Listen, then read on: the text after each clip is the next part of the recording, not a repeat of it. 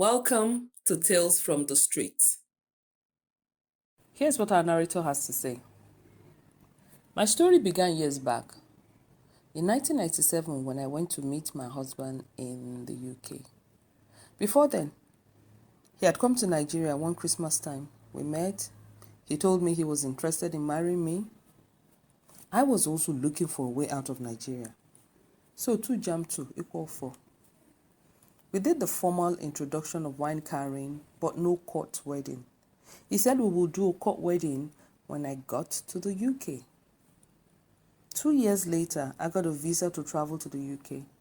I went to live with him as his wife, and we began to raise a family. A year later, we went to court to formalize our union. Firstborn son came. Secondborn, a daughter. And finally, our last child, a boy, born in 2002. The good thing about the system is our kids could go to school free. But all the while, I was working. And so was my husband, who said he was doing business. I said he was doing business because I honestly wasn't sure of what business he really was in.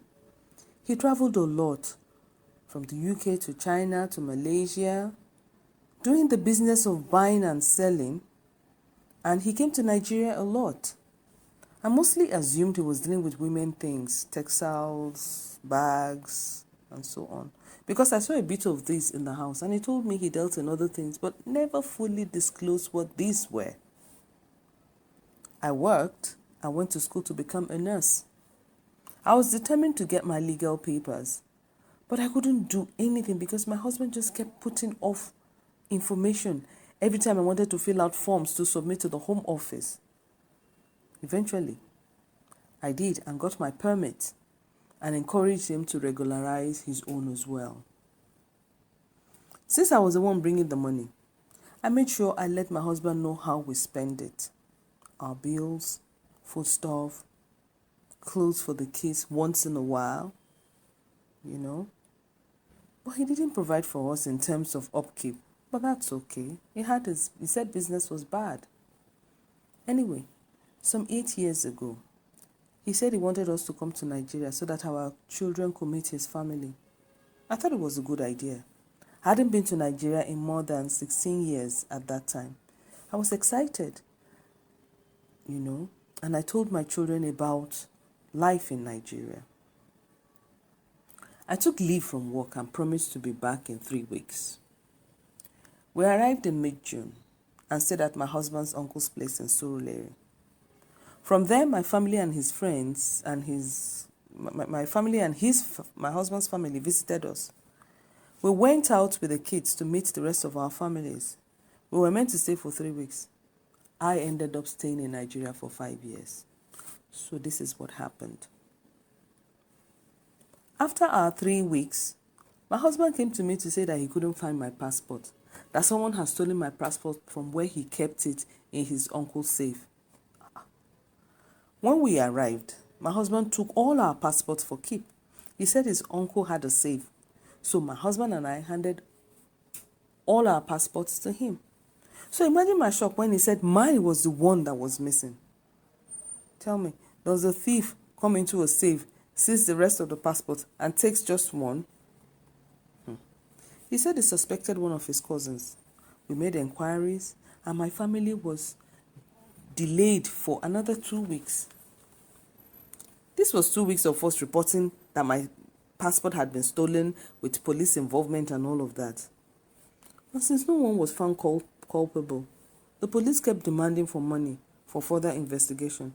My husband said it was best for him and the kids to go back to the UK while I continued to search for my passport. He left with the children while I remained in Nigeria. Now, every effort to get the Home Office to consider a lost passport proved abortive. It was as if some invisible forces were against me. I was stuck in Nigeria. After almost 5 months of staying at my husband's place, I had to move in with my own people in Aja, down on the island in Lagos. Before then, my husband had cut off all ties with me. As in, he stopped picking my calls. Of course, that meant I couldn't reach my children. Because as soon as he got into the UK, he just cut off all ties with me. That was when I realized he may have had a hand in my passport being stolen. How do you explain that you came with your wife to Nigeria, her passport supposedly got stolen, you came back to the UK with the children and cut off all ties with the wife who is stranded in Nigeria? How does that sound? It doesn't make sense. Anyway, my family insisted he was behind the whole stolen passport thing, and so I was asked to come live with them while we found a way out for me. So you ask me, did we quarrel before then, while in the UK? I will ask you a question before answering. Do couples not quarrel? Do couples not have issues?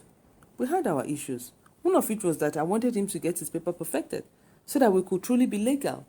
I had no idea what the main problem with him was. He was jealous of the fact that I came in after him and got my papers. I was also working and earning good money. Anyway, I began to work in Lagos after almost 8 months of being stranded. It dawned on me that I may be in Nigeria for a long time than I planned. I was a qualified nurse, and even though my certificate wasn't with me, I got a job through a referral and started in a private clinic. They started me at the lowest rung because they weren't too sure of my qualifications. I had to prove I was truly qualified before they entrusted me with more responsibilities and care, and of course pay. But I was very bitter. I was sad I couldn't reach my children, sad at the betrayal of my husband. I reported the matter to his people, and he told me that I was too proud. And even when my people went to his uncle to help prevail against him to release my passport, the man said his hands were tied. So I remained in Nigeria and lost hope. I was depressed for years. Imagine having more than 16 years wiped off. But I told myself I had to fight for my life and my children's. So over the period of 5 years, while I was in Nigeria, I began to piece together a few things, papers, certificates, and presented to the Home Office. Finally, I got a new passport to travel back to the UK. I didn't tell my husband nor his people in Nigeria. I just kept the news to myself. As soon as I landed in the UK, I went straight to Peckham where we lived. He was still there. The moment I got into the flat, he just kept staring at me like he had seen a ghost. Humans are wicked. But he recovered quickly. He said he hoped I had learned my lesson. So leaving me behind in Nigeria for 5 years was to teach me a lesson. On what? I was determined that there would be no fighting, no noise. I told him I just wanted to see my children, who he had told I had died while in Nigeria. This information floored me. What have I done to deserve this hatred from this man? 2 of my kids were home, the younger ones. We hugged and kissed and cried. Afterwards, I knew I couldn't sleep in that house. He will kill me or something worse.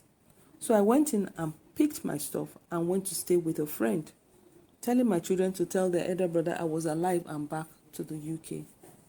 I began to job hunt, and it wasn't long before I got another job. I wasn't taken back at my old place because I left without word after the few weeks they had given me. And I hadn't really practiced in the UK for 5 years, so they couldn't immediately take me back, even though they were sympathetic to the story I told to them. I started from ground zero again and began to plod my way up. I wanted to have enough money to rent, so I applied for a loan. I was turned down because they said my surname, that is my husband's name, had been marked as a criminal, having a criminal record against it. So I couldn't use it to get a house loan. Virtually every time I use the name in any government thing, they will flag it and refuse me. Even though I had planned to divorce him when I got back to the UK, the fact that his name was a snare just made me decide it faster. Our divorce has just been finalized. I am grateful that there was no bloodshed or life loss. But I am a new human being. And I will get over this betrayal. Oh, it will take me time. If you enjoyed the story, please like, share, and subscribe. Thank you.